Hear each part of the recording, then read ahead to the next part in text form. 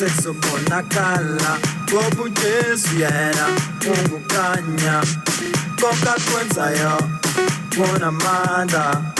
izizwe zonke azizomangala because it is the time for supernatural to become natural asibona amandla kaJesu asibona amandla kaJesu. Yeah, we talk about supernatural. Yeah, we talk about supernatural. City was in the land. City was this is your time now. Yeah, we talk about supernatural. Yeah, we talk about supernatural. City was in the land. City was this is your time now. Yo, lebe utshalenanda izoqhuma phansi kwalo kumhlaba zosibuka TV usifunde kumaphephandaba abangasandi bazosanda abangasandi sabasanda nathi bona hlazo kegazi lemvana phela khona indoda yalengita mina segqogqotha tha nephuphuthi ziyabona usefike lo mafohla hla spethe ivangeli ethi imzimba uphefumulo kanye nomoya ya asidaba bezona kwaba asibengika spethe makoya ya and thank you Lord for bringing down that glory. I'm praising my Savior and this is my story. Supernatural is natural, jump on the limits, going higher and higher. That heaven is the limit. Yeah, we talk about supernatural. Yeah, we talk about supernatural. City was in the land. City was this is your time now. Yeah, we talk about supernatural. Yeah, we talk about supernatural. City was in the land. City was this is your time now. Kasimulo gamumvikolo nakala Fosile mafote mkakeni yoke yempilo Jehova Yasenzela Ubunwele nothando sinqoba ngakho Kasimulo gamumvikolo nakala Fosile mafote mkakeni yoke yempilo Jehova Yasenzela Ubunwele nothando sinqoba ngakho Ngoba ngakho sinqoba ngakho Ngoba ngakho sinqoba ngakho Ngoba ngakho sinqoba ngakho Ngoba ngakho sinqoba ngakho Supernatural. Yeah, just come on. Now you've reached the time of running like a soldier. Yeah, wearing the shoes of preaching gospel, the living word. Our heavenly Father, Jesus Christ. Tata wako. Yeah, I say tata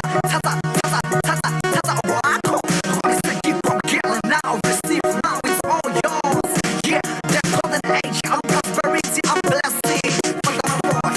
Yeah, we talk about supernatural.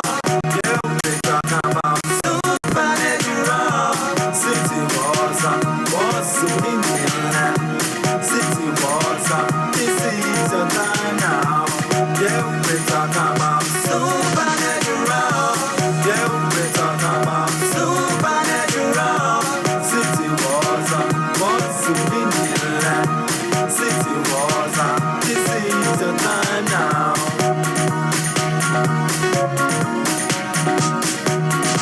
Ulula on Car Radio.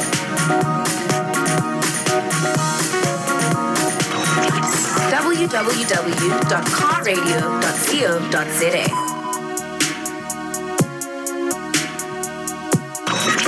www.carradio.co.za The Drive Supermix.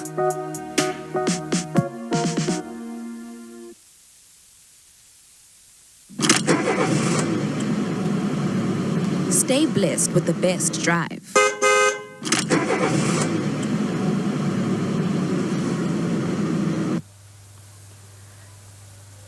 Sekunjalo ke selifikile lelo hora la khona sihlangana khona ezinani babukeli ngiyanibingelela ngithi shalom ntambama ngiyakholwa ukuthi ngalesi sikhathi ngo4 o'clock kumhla ka10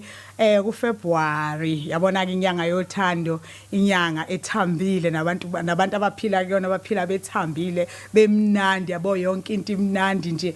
basoft ngendlela emangalisayo ngiyakholwa ukuthi uyaphila and ngiyakholwa ukuthi ke usuku la izolo lokuphathe kahle nokuqala kwesonto liqale kahle yabona mango lesithathu soku lesithathu la khona usually sagibela amabhasi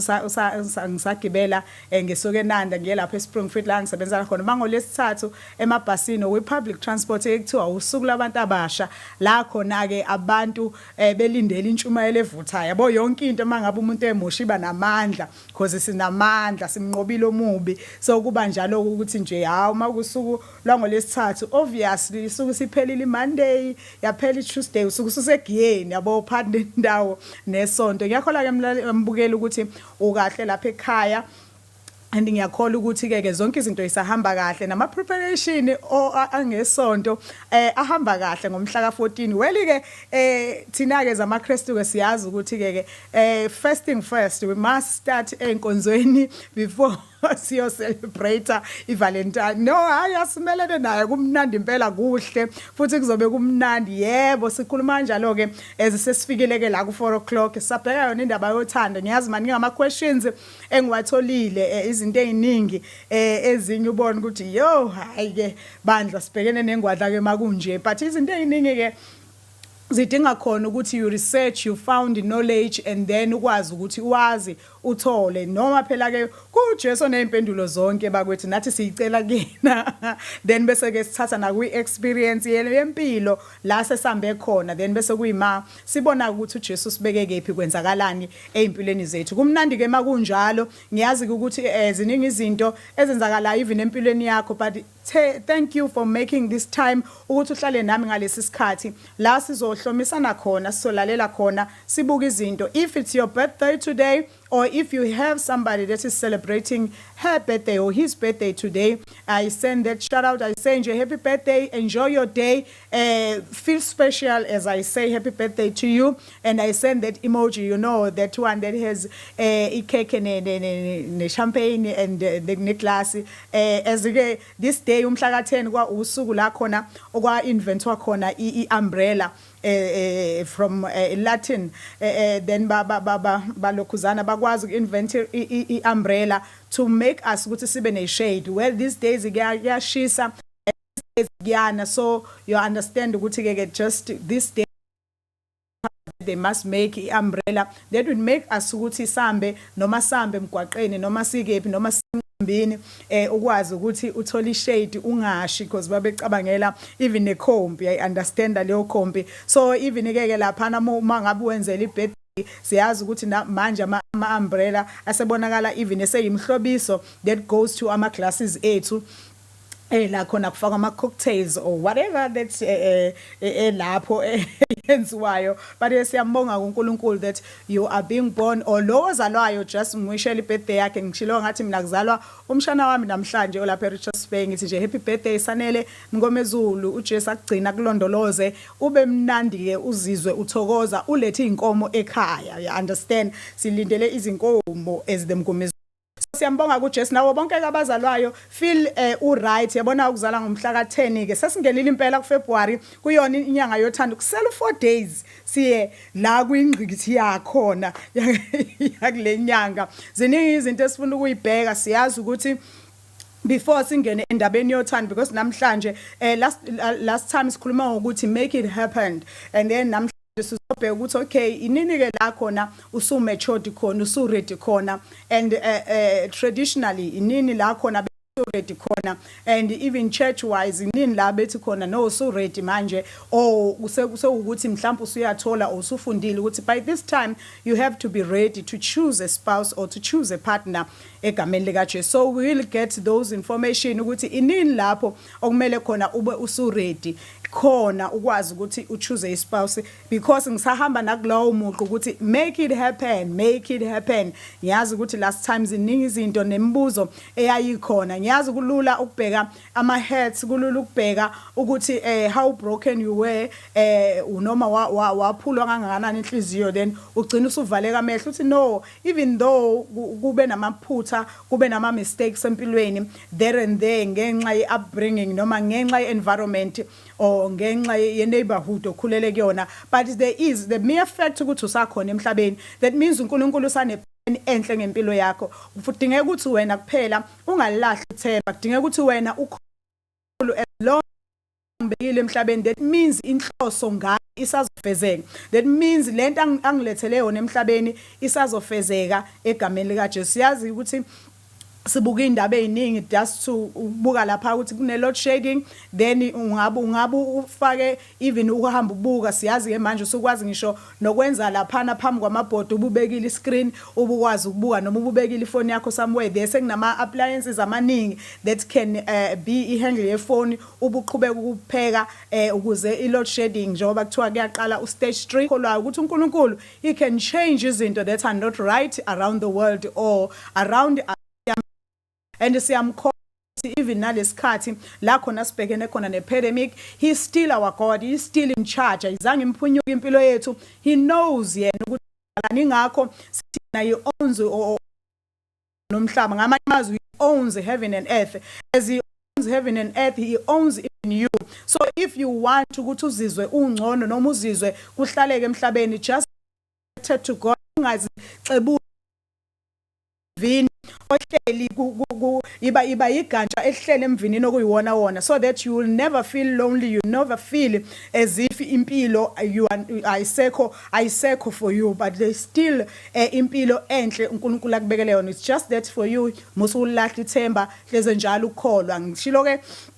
even namande ngathi into okudingeka siyenze ukuthi whenever labangaqaleki khona you can still start so you can still ukwazi ukuhlelemba impilo yakho noma ukuhlela impilo yakho by taking things that you don't need and ukwazi ukuthi you make sure ukuthi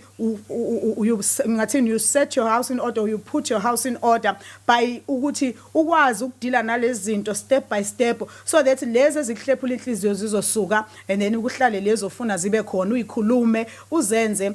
you make it happen so ngamanye amazwi you are the governor I remember I said you are the leader of your life you are umuntu that is on ama mentors you have dreams you have goals you have a vision so musu kuyilahla ibambe njalo because la sizoya khona ila kunempumelelo khona then mawufuna impumelelo ke uyabambelela awubuke emuva awubuke ekuhlulekeni kwakho but ubuka la khona ufuna ukuya khona then mawubuke la ufuna ukuya khona you will be right you will be okay egameni lika Jesu so ke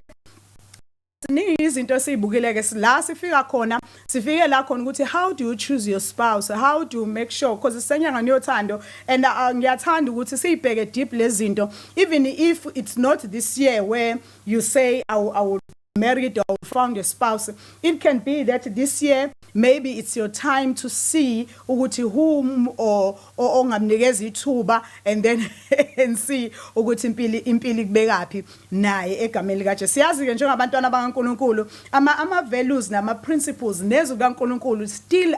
ilona eliguide ephelele eimpilweni zethu intshumayelo all the things esifundiswe zona we still need those things we still need to understand ukuthi ngempela egcineni kwakho konke siyozilandulela phambi kaNkulunkulu ngayo yonke into esiyenzayo not only because ukuthi mhlawumbe siyile sonto nasiyanga but even nempilo oyiphilayo akunikeze yona because it's just impilo iyodwa it's a gift to you so you must understand ukuthi you will be umuntu one day oyokwahlulelwa about this life oyiphilayo la emhlabeni ukuthi wenzeni wena usathola ithuba lokuphila there are people abahambe besafisa ukuphila but isikhathi sabo sase siyaphela wena ke because usanasi isikhathi wenzani ngempilo yakho siyazi ukuthi khona izikhathi esinganayo guarantee yazo athi uyofika njengesela so we must always do good we must always if do good to yourself, to your family, even wherever emsebenzini, wherever la ukhona. Make sure ukuthi whatever uJesu into akutshela yona, just do it, because uJesu ngakutshela into wrong, ngiyakutshela futhi into ezokuhlephula inhliziyo. He always tells us izinto ezi-right. So we're looking at namhlanje ukuthi okay, nakho sesifikile kwi-maturity, and then the question was what is the age where la ufika khona kwi-maturity? Okay, like masibuka zikhona izinto ezenziwe as like many of us siqhamuka kuma cultures ahlukeneyo, and kuma cultures ethu khona abantu abakhona izinto ebezenziwa kuma female nakuma males, then la umuntu kuthi uyakhuliswa khona noma la kuthi umuntu khona sekufika isikhathi sokuthi unikezwe ukhiye. Then ukugcina sekufinyelela into eyodwa okuyiyona egcine iyenziwa abantu abaningi, even though nathi as ngathini sinamasiko ethu, but sigcine la khona. Remember njalo emasikweni the uNkulunkulu uhleze khona kuona, it's just that there are izinto esigcina siyipractice that as uNkulunkulu angayidingi. So ezinye uthola ukuthi sonke uNkulunkulu, there are godly things in our cultures that we still do, that we still practice, but ezinye zazo siyazi ukuthi sixabene noNkulunkulu, and then we don't do those things because egcineni kosuku unemvelaphi yakho khona la usuka khona. Even like thina maku September we wear imvunulo like sithi khona imvelaphi yethu, this is who we are, but kodwa suke sodumisa umdala weinsuku la sivela khona nala siqhamuka khona. Okay, I'm not kakhulu lapho ke. So now kwagcina sawukuthi age of 21 kusuke sekulindelekile ukuthi traditionally ezinye izinto whilst you are 13, whilst you are la umuntu khona engena khona stage, then uthola ukuthi mhlawumbe omunye ngekhathi zethu uhlaliswa endlini, when mawungena stage uhlaliswa endlini, then bese kuba ukuthi uyayalwa sekwenziwa umcimbi njalo, ungena ngalolo suku yozuphume ngosuku onqunye ngalumcimbi. Then those were the things ke ezazenziwa. Well thina ekhaya ke sasingazenzi because sisule kakhulu ngama values okukholwa, because my father was a bishop. So izinto eziningi besiyibona ngoba simengi yakhona, but thina, to us it wasn't, there was no thing that okuyiyona egcine ukuthi senikhulile seningakwazi ukuyimela empilweni, but egcine nje siyitholela ngendlela. Amen. Excuse me, sigcine siyitholela ngendlela, then kwagcina kulunga ke ngendlela okulunge ngayo. Ngizoyichaza futhi nakhona leyo. But ke age then okugcine kuabantu abaningi begcine beadopt, yagcina isiyi-tradition, igcina isiyi-tradition yomhlaba wonke actually, even though iqale kwezinye inhlanga, but igcine nathi sesiyamkela even to different cultures. Agcina sesiyamkela leyo ukuthi when you are 21, when you celebrate i-21st birthday, that's where la usubuka khona njengomuntu osefunde yonke into, njengomuntu osethole lonke ulwazi elingamenza ukuthi empilweni aphile. So usually when you are 21 they make and celebrate, bakwenzeli i-21st, babize even no Mr. Party, yangithi yabo. So ngamanye amazwi uchoose no Mr. Party ozofika azokuhlalisa etafuleni. So ngamanye amazwi that's where la khona kulindelekile kusuke kubhekubheka ngamehla bomvu ukuthi ubani ozoba uMr. Party. Understand? So we must make sure now ukuthi mawuletha uMr. Party, usually ke sekujwayelekile ukuthi mangabe umuntu ena 21 gcina sekukhona nane ilokhuzana i-graduation celebration egcina isihlanganiswa nayo, then uthola ukuthi even mostly umuntu kusuke ngama friends akhe that abe graduate nawo gcina sekuyi 21st at the same time, but it depends ukuthi abantu banquma ukuyenza kanjani noma umnikazi wento uthanda ukuthi yenziwe kanjani. So that is the time la kulindeleke khona ukuthi when you are 21 we expect you ukuthi usumuntu osekhulile impela, usumuntu that is able to take decision, usumuntu that we as your family we can trust you, we as your parents we can trust you. Inhlanga eziningi when it comes to 21 they even give you a freedom to even ukuthi uphume ekhaya uhambe uyoyiqalela, not ngoba usushadile, usasingile nje uhambe uyofunda even ukuhlala wedwa and maybe a flatini kanje or else eqasheni kanje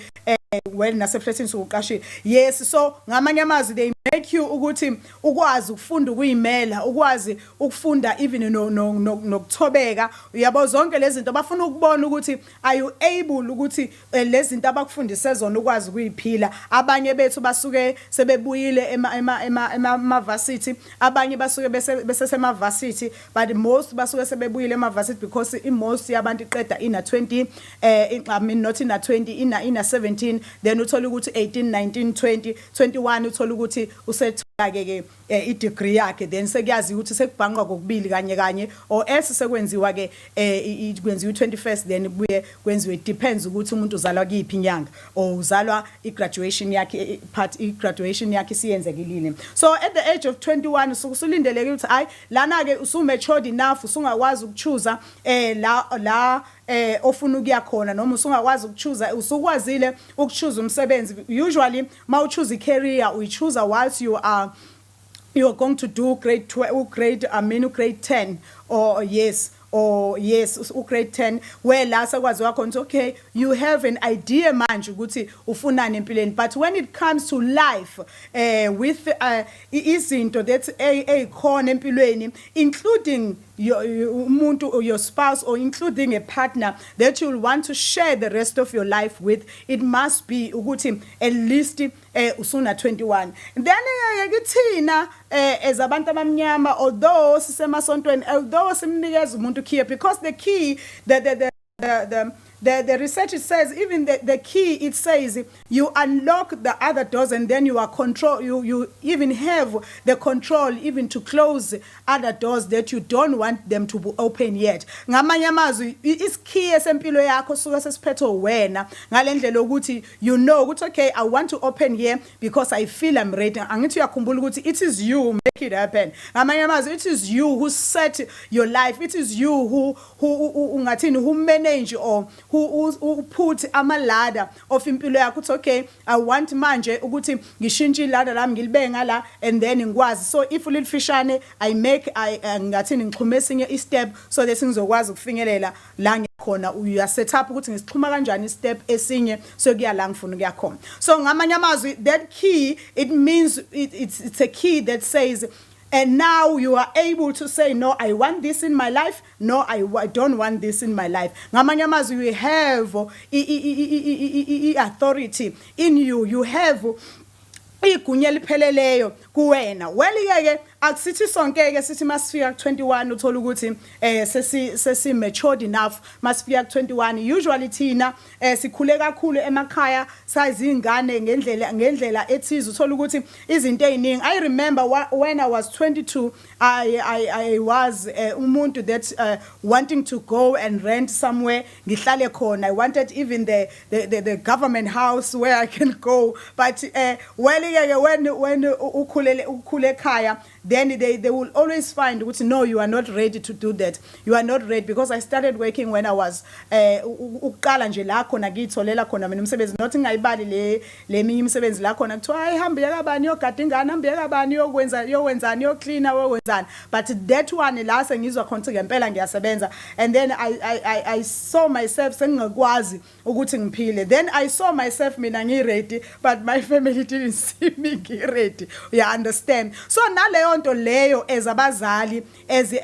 sikhula ama young adults ama teens we must learn ukuthi ekugcineni kosuku khona la khona abantwana masibakhulisa abafani khona ngempela ongambona ukuthi akakabi ready ukhona ngempela ongaba ready siyazi ukuthi sikhule ngama fears amaningi I remember one day there was a time la uthola ukuthi khona kuzovela ama post aphesheya where la uzothi khona yazi iage yami sangivuma mhlawumbe bethi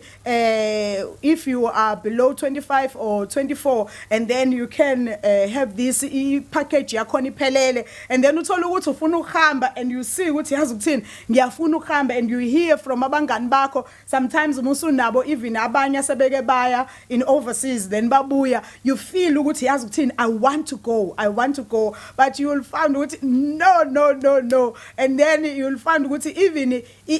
when you want to choose ilokhuzana spouse, then you found kuthiwa no. So yonke into kugcina ukuthi no, you are still young, you can't choose, you are still young, you can't ukuthi uphume. But that is into esigcine kakhulu, sagcina sidependele kubazali ngalendlela ukuthi even today sibaningi noma baningi ama young adults that they see ama opportunities alahleka because of that ngathini, because of leyo nto ukuthi akakabi ready, even if you feel that you are ready, because even abantwana bobazela abafani khona ongenankinga yokushiya ikhaya ahambe aye kulento le ayifunayo. Yes, khona abanenkinga othola ukuthi nawe uyabona ukuthi no long sadinga ummonitor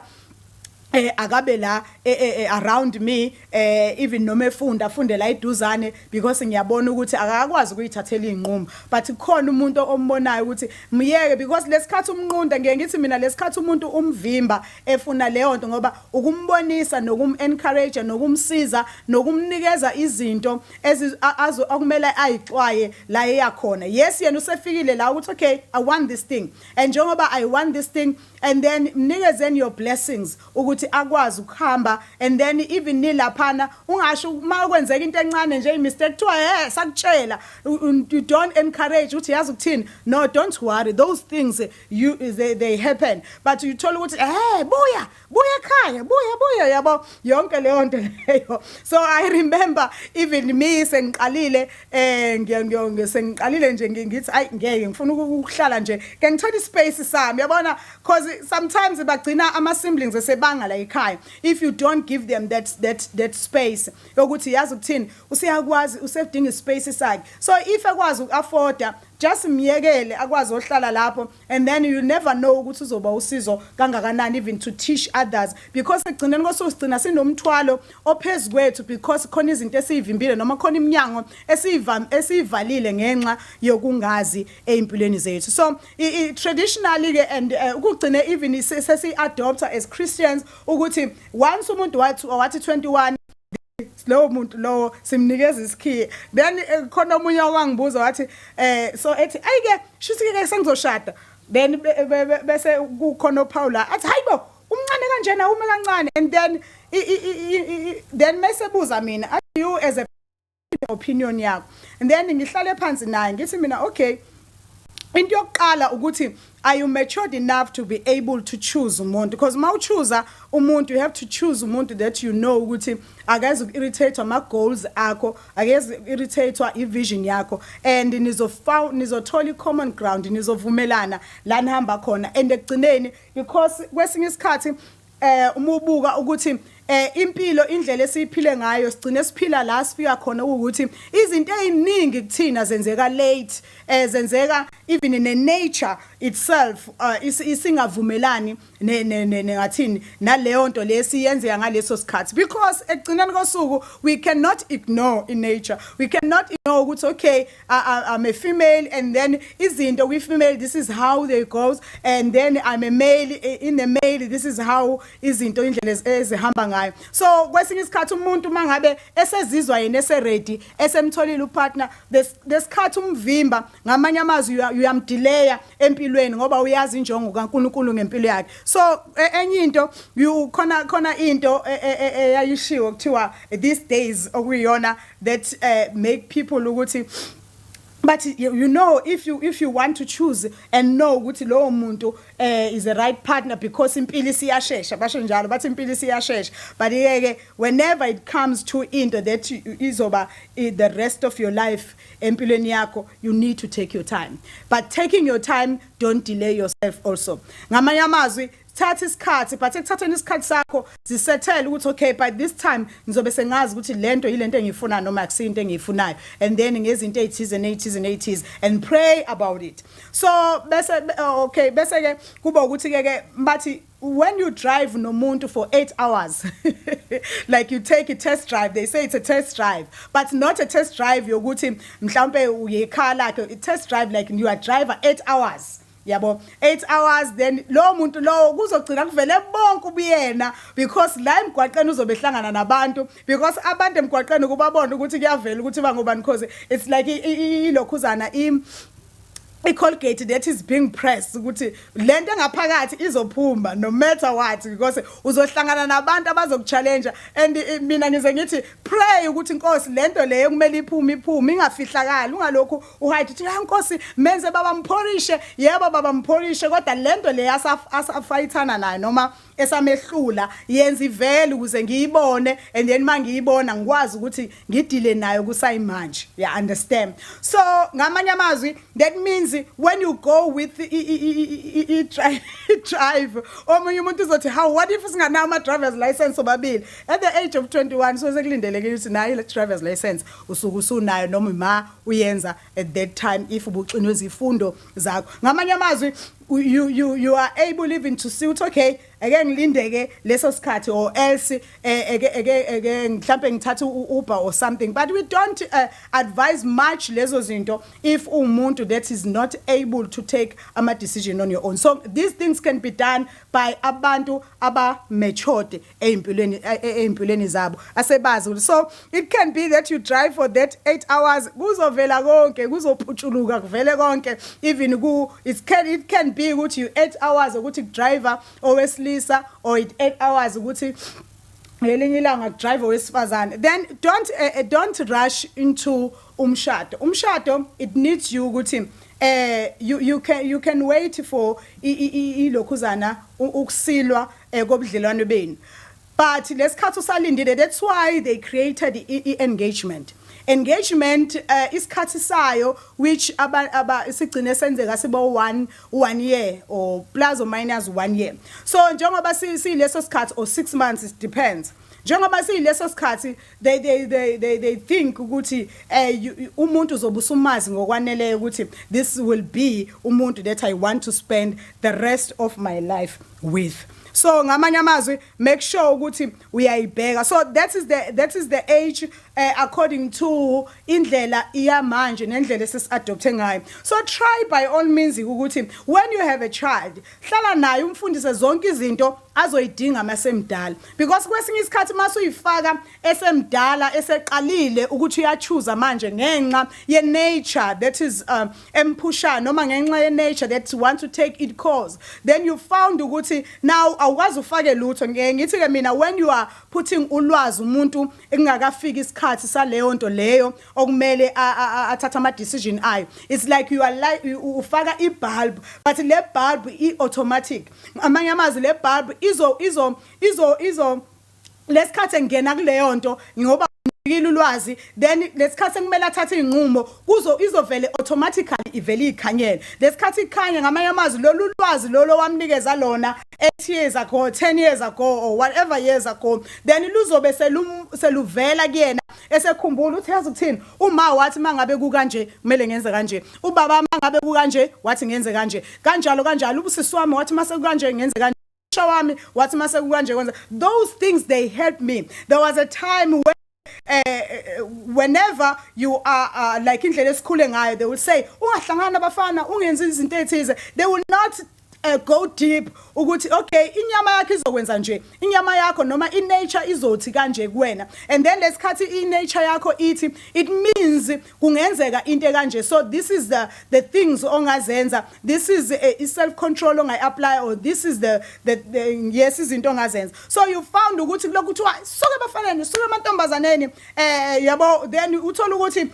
isibhaxu kuphela akukho kunye or else mhlawumbe amagama angekho right mitha uzokuzoba njani ngeke ube into yalutho and so forth but when you give uhlale phansi nomntwana ngiyazi leyo nto leyo abaningi bethu ayenziwanga kithina and you found yourself failing but ayikho into mangabe into ufuna ukuyifunda ukuyenza ugcina ukwazi ukuyenza angiphinde futhi mangabe into ufuna ukuyenza uyafunda then ugcina usukwazi ukuyenza so ngamanye amazwi let us raise a different generation let us raise abantu that will be able ukuthi sihlale nabo phansi and then sikhulume nabo kahle wenze sure ukuthi you calm yourself nawe dila nawe ukuthi yazi ukuthini angakhulumi all the time ngiphezulu noma ngidiniwe noma ngijabule kakhulu because ngizokhuluma into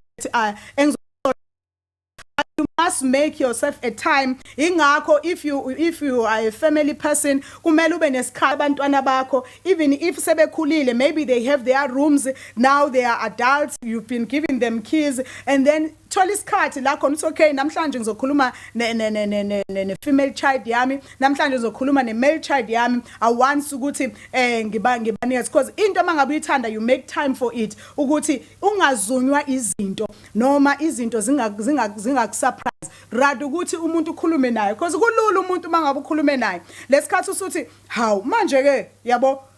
yazi kwenzeka iphutha manje yabo because mangazange uzokhulume nawe ugcina lokho umzungelezwa umsaba even kuyingane yakho. But it's very important ukuthi khuluma naye umuntu kungakenzeki lutho so that lesikhathi izinto sezenzeka you'll be able even to communicate naye because abazali abaningi balahlekelwa ama teenagers abo because they are failing to understand ukuthi babhekene nani because mina ngithi your teenager you must look yourself back ukuthi wawunjani ngalezi ayikhathi usayi teenage because usually lento esuka ivele emntwaneni nawe wabhekana nayo but now you didn't gather much wisdom to know how to deal with this thing because into mangabe wena wadlula kuyona then kwaba nzima you must find it or uyenze uthola indlela elula yokuthi umntwana wakho adlule kuyona angaphoseki eyisele noma emgodini wena owapho. So as much as isikhathi esikhule ngaso besinezinto eziningi that we shut down when we wanted to know deeper about things, but now it's a time where ingane zethu the spade must be a spade, so you must speak into njengoba injalo and thola iage yakho ukuthi okay usekiphi age and found out ukuthi usazi kangakanani ngoba kwesinye isikhathi ingane zethu mayikhuluma we ignore them. Kwesinye isikhathi ngize ngithi mina kwesinye isikhathi I would love to sit nabazali bama teenagers and just to let them know ukuthi what they are dealing with, if a behavior kanje kusho ukuthini, if a behavior kanje kusho ukuthini, because ekugcineni kosuku sigcina siba chase away bagcine bedliwe izimpisi bagcina bekhalathela emgodini uthola ukuthi sebebuya nezinto that ezizoba yimthwalo kuwe because you didn't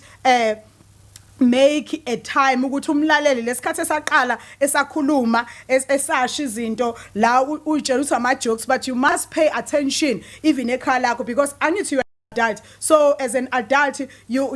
labo bantu labo abakho, so you must know zonke izinto ezenzakala. Ngamanye amazwi usufinyelela khona ukuthi njengoba ngikwazile umletha lo muntu emhlabeni I must be able also to be ukuthi ngikwazi ukuthi ngibone ukuthi yiziphi izinto okumele ngimhlelele zona empilweni egameni lika Jesu. So make sure ke ukuthi you when you reach this stage or else when we have ama children ama young adults ethu asefikele this stage hlala naye umuntu be and nomntwana angithi when it comes as like isibala ama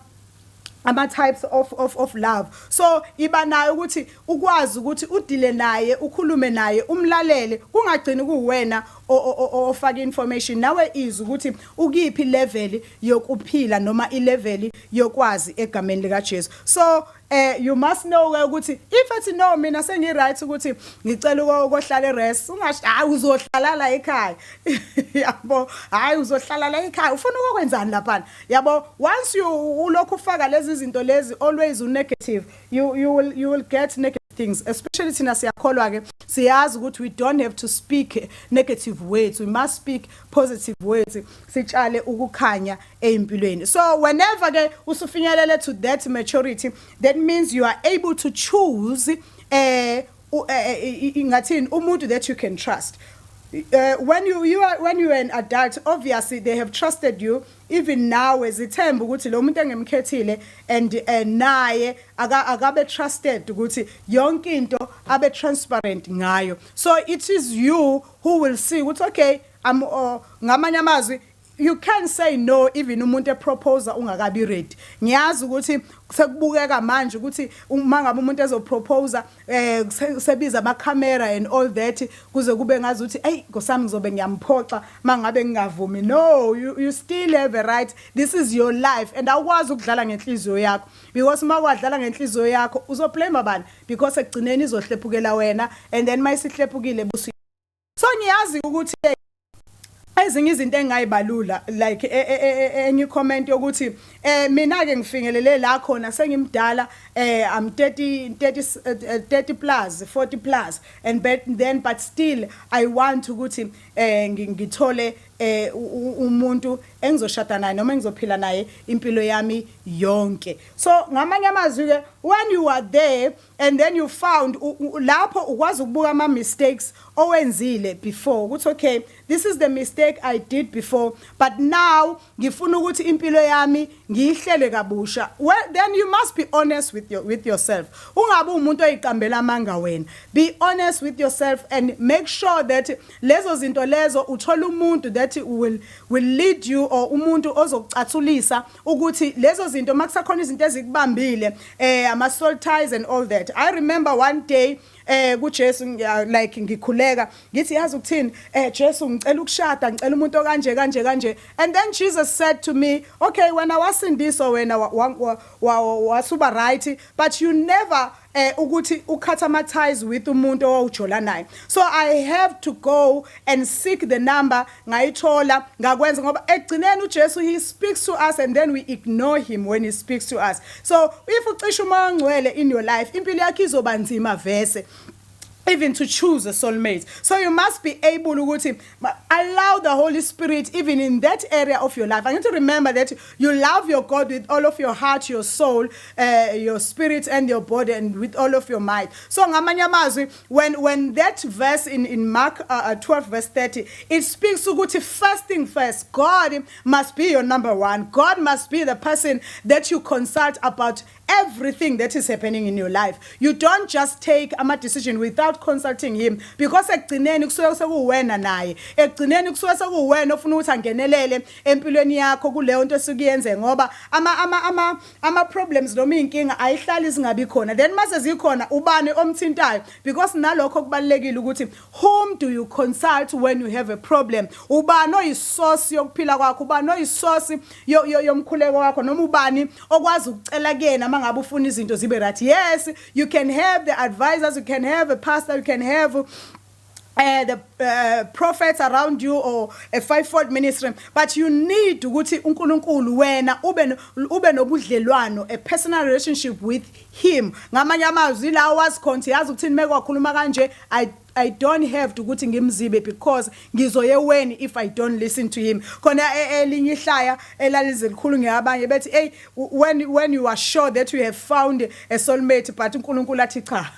You understand? When ususho ekugcineni kosuku we always have to say this prayer, say Lord let your will be done. You understand? So when you are umuntu ose more than 30 ose more than 40 and then there is ama mistakes enzekile empilweni yakho then you must be able ukuthi urectify ngokuthi uthi make it happen ukuthi yazi ukuthini ngizodila nalokho ngizowakhatha ama soul ties ngizokwazi ukuthi ngoba kwesinye isikhathi sigcina sikholwa sesivutha uthola ukuthi lezi zinto lezi ezinamathele emzimbeni wethu sigcina sikhohliwe uthola ukuthi seziyavuka sihambe endleleni. So you need to deal with those things. You need to know ngamanye amazwi find the pain that is in you because ezinye izinto kithina noma inqubekela phambili yempilo ivinjwa ama pains that we have. So ngamanye amazwi find that pain ibuke describe when you have described it and then the pain it doesn't produce a changing but in the produce it change ukuthi okay this is the pain that I have then I want to thola ulwazi ngamanye amazwi into yenza ukuthi ukwazi ukushintsha it's a knowledge because iBhayibheli lithi abantu bambabhujiswa kuswela ulwazi ngamanye amazwi we've been staying with that pain for such a long time even uJesu methi letha la lobu buhlungu bakho ungayithwaleli mina engizokuthwalela uhleze njalo umnesa ubuthwele but this is a time where you said if ufuna impilo eqhubeka la if ufuna impilo yaphambili don't lungisa la kulo muntu owaxabana naye maybe it can be ubaba wengane anikhulumisana into ngiyazi ukuthi abanye abantu bayebethi you never ube sesimeni esinje, but eqinisweni into yonke wena ngathini into ingawe. When ingawe kusho ukuthi wena you can do right, omunye umuntu enza into wrongly. Ngamanye amazwi you can choose to do right, omunye umuntu enza izinto wrong. Then lezo zinto kwazi kanjani ukuzenza? Yes, enyameni yethu siyahluleka, yes empilweni yethu siyahluleka. Kwesinye isikhathi uthola ukuthi kunezinto kunofuzo oluhlulekayo kuthina ngenxa ukuthi kuthiwa usibanibana alifaka lubuya nodaka ngenxa ukuthi ufuza uantu wakhe ufuza ugogo wakhe. But in reality sithi ke how to deal with those things, then you deliver yourself, you find izinto ukuthi okay now nginale pain, and then thola ulwazi ukuthi how khona abantu abadlule la udlule khona. One day I was facing a problem and then the Lord said yazi ukuthini then he take me to the word ukuthi yazi ukuthini awehlelwa into engaziyehlela omunye umuntu. Uyabona when he says that, he said awehlelwa into engaziyehlela omunye umuntu, and njengoba ikwehlela khona abaphume bengabanqobi khona abaphume behluleka. Wena ukhetha ukuba kuliphi side, ukhetha ukuba kulabo abahlulekayo noma kulabo abanqobayo. Even noma ngabe kuthiwa uthe uyazama wahluleka, you can still keep on trying until uzukwazi ukuphuma emgodini. You cannot just be uhlale lapha emgodini forever. You can ukuthi umemeze kuzoze kube khona odlulayo akuzwe, then akwazi ukufakela intambo, then akukhuphula akutakule kulowo mgodi ocwile kuona. So never ever give up. As long as usaphila, that means isakhona isolution of that problem that you are facing. Isakhona isolution yokuthi ukwazi ukuthola umuntu that uNkulunkulu ayekubekelena noma ayekudalele yena.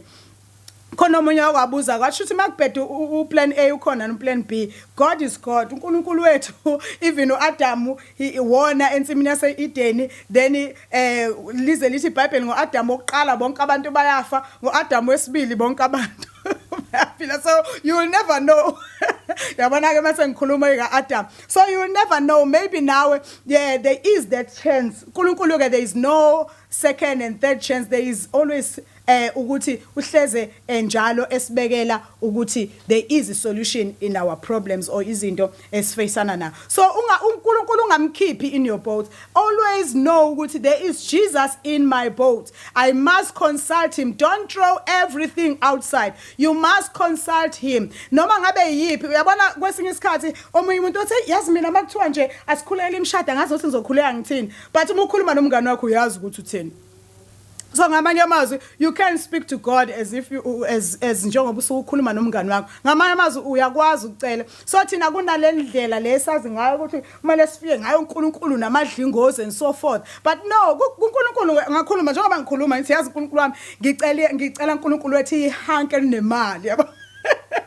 Ngicela uNkulunkulu wethu yabona you just be specific, because lento leyo ukuthi masifika uNkulunkulu ngiyazi ukuthi sikhule kanjalo, especially us our culture inalento ukuthi izinto njalo sikhulume siyabo sifaka simboza ngayo yonke indlela. But when I have learned mina ukuthi kungisizile ukufunda ukuthi yazi kuthina uNkulunkulu, you speak your heart, you don't lie. After all, he knows everything. So he searches the innermost parts of our hearts. So ngamanye amazwi wazi konke mawufihlela yena, so yabo usukuganga. So you need to open up to him. You need to tell him exactly the person that you need. Umuntu lo mfuna ngiyazi ukuthi abantu banezinto eziningi othola ukuthi ba fake ngazo empilweni, but don't fake when it comes to your life. Ungadlali ngempilo yakho. You must be honest when it comes to your life egameni lika Jesu. Amen. So make sure that when usudile nalezi zinto lezi enhlizweni yakho, then uwazi ukuthi then now sengimxolelile kuconfess lokho. Kwesinye isikhathi uyasho ukuthi umuntu uyamxolela ungakakufili lokho noma ungakakuzwa lokho ukuthi uyamxolela, but that doesn't mean ukuthi kusho ukuthi unenhliziyo embi. You are trying to come out noma ngabe bikhona, you are trying to come out from there. You are trying ukuthi uphume kulowo mgodi. So never ubanaka abantu, vele abantu bazokujaja bakucindezele kakhulu umuthi uyazama. Bathi hawu umucabanga wena ngoba umgaga nje lentambi incane kangaka uzokwazi yini ukuphuma. As long as umuntu ongidonsayo namandla nentambi iqinile, that means ngizophuma. So ngamanye amazwi you must always see a positive thing whenever even abantu be criticize ungasho kuthiwa how wena usunengane engaka how wena usuhluleke kangaka empilweni you think you are able ukuthi usangashada esibatshelayo nasemaceleni female you have to set up your house in order, put your house in order. You must be umuntu that make sure ukuthi izinto awuzenzi ngendlela wena ofuna ngayo but izenze ngendlela yona so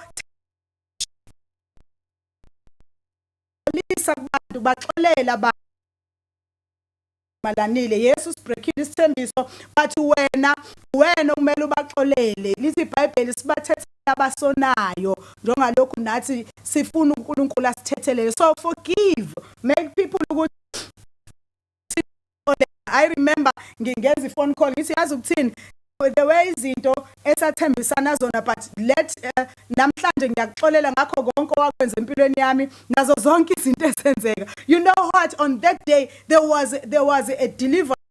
each elisukile and I felt life again so ngamanye amazwi wena oyibophile you can make it happen by dealing with that ukwazi kuyisusa well ke sibheke ekuthenini okay now we are not rushing ukuthi sibe kwi relationship but we have to look these things that we want we have to be able to say yazi ukuthini uthando liyalinda ngamanye amazwi ngeke ngenza izinto kungakabi isikhathi noma ngeke ngenza izinto ezizosusa ubumina nokuzethemba nomunye umuntu ngijivaza omunye umuntu ngalezi zinto engizenza so you must make sure ukuthi as a matured person zonke inqumo noma zonke izinto ozenzayo uzenza zibe clean zibe zinhle kube izinto ezisobala kungabi izinto ezifihlakeleyo ingakho even emasontweni umuntu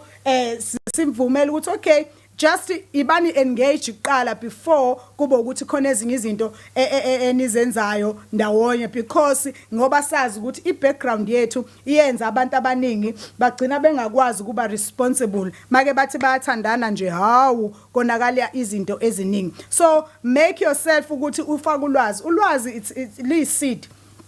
whenever uthola ulwazi even ulwazi ngothando luyiseed ngiyazi ukuthi baningi abantu abazoba nama memories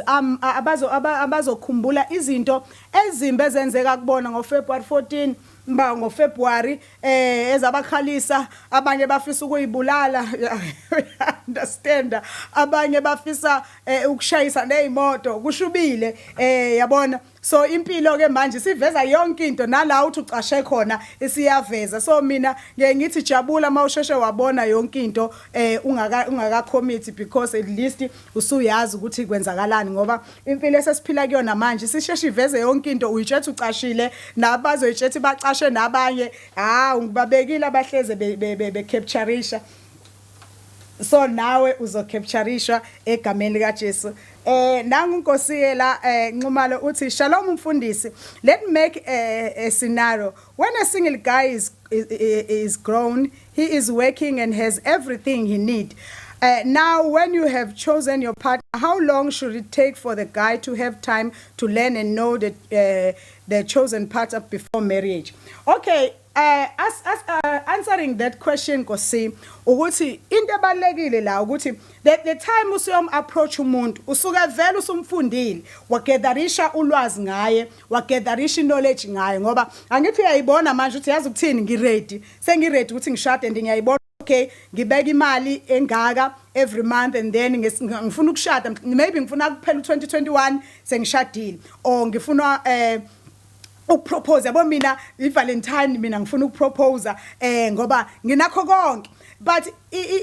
into lapho ekhi ukuthi vele umuntu uyakuyena as a guy usukusumazi iproblem iba nathi thina abantu besifazana ukuthi lesikhathi ungiapproach benginganakile ukuthi ungathini uyangithanda mhlawumbe mina benguthatha njengobhuti ebandleni benguthatha nje njengomuntu mhlawumbe umakhelane wami or umngani whatever so benginganakile mina so khona izinto engingakazazi ngawe because mina mina angikwazi approach but mina kube ukuthi kuphela unless mhlawumbe uNkulunkulu wangivezela somehow wangikhombisa ukuthi yazi ukuthini usibanibani umuntu ozokushada uyobona ngo1 no2 no3 depends ke ukuthi umuntu kanjani noNkulunkulu then from there ugcina usulandela izinto ezithize ngaye because uNkulunkulu usekutshelile nawe usuyafunda ukuthi okay usibanibani uthanda izinto ezinjeni kanjena and then you look uthi Nkosi ngicela ungivezele into ethize ngicela then uthola ukuthi ngelinye ilanga mangabe kuhleli uthola ukuthi umuntu uyakhuluma uyakhomenta ngalowo muntu usuzuyabuza how manje usibanibani when it comes to this then uthola ukuthi akunakekile wonke umuntu uyaxoxa understand so ngamanye amazwi that means wena guy usuthi ke kuyenzeka ukuthi wena yilo umuntu omfunayo but yena akakufuni lapho ke suke sokonakeleke because nawe kumele ukulindele lokho uthi yazi ukuthini kungaba ukuthi mina sengiready ngiyamthanda yena usathi usazokhuleka then mekhuleka asazi ukuthi othatha isikhathi esingakanani kodwa depend ukuthi nawe matured enough uthi yazi ukuthini by this time ianswer yakho ngizobe sekunikezile ngiyakholwa ukuthi ngizobe sengazi for sure ukuthi are you the person that I want yini so kwesinye isikhathi usuke safuna ukukhuleka or usuke safuna ukuthola ulwazi ngawe so ngiyakholwa ukuthi ngiphendulile Nkosi so we understand ke lapho but ke even uNkulunkulu whenever mangabe ukuthi usu ready you pray also because that is important ukuthi you pray even for that person ukuthi Nkosi mina ngibona usibanibani if kuyena ngiyacela ukuthi umprotect bangamthathi nabanye ngoba hey makwafika nabanye oh Jehova Jara Jehova Nisi Mikadesh rababa sathalayanda so ke suke sekushubile ke lapho so ngithanda ukuthi namhlanje siyivale ngaleyo question ngiyakholwa ukuthi nawe uhlomisekile even those who are still going to watch this ngiyakholwa ukuthi uhlomisekile ngiyakuthanda ke and I have to love you and leave you from here ku Facebook and then bese siyoqhubeka kwi afternoon drive kwi best drive we car radio uhlale nami ke see you next time I love you and you must make sure that you are matured enough to choose wisely and just take knowledge so that you will have I love you. Bye. Ngizokuphathela imbali ngomhla 14 no chocolate.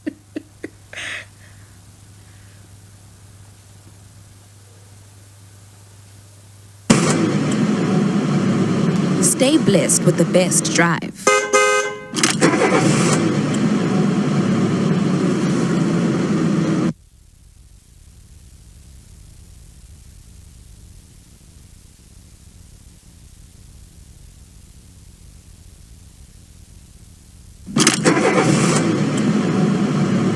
Stay blessed.